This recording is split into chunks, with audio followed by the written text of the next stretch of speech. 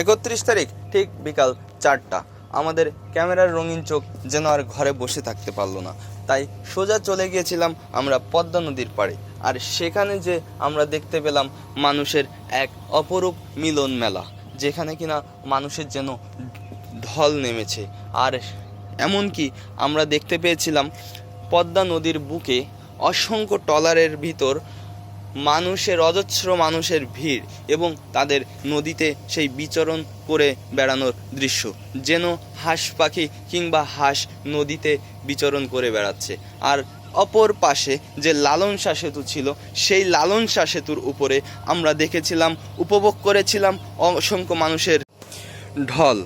সেখানে যেন এই ঈদ আনন্দ ভাগাভাগি করে নিতে অসংখ্য মানুষ বাড়ি ছেড়ে পাড়ি জমিয়েছিল সেই লালন শাহ সেতুর উপরে।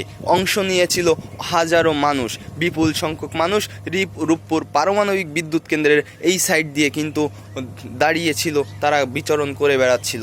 আর সেই পদ্মা নদীর বুকে দুটি মাথা উঁচু করে দাঁড়িয়ে থাকা ব্রিজ, একটি হচ্ছে লালন শাহ সেতু এবং একটি হচ্ছে 118 বছরের পুরাতন ব্রিটিশ আমলের তৈরি হার্ডিঞ্জ ব্রিজ।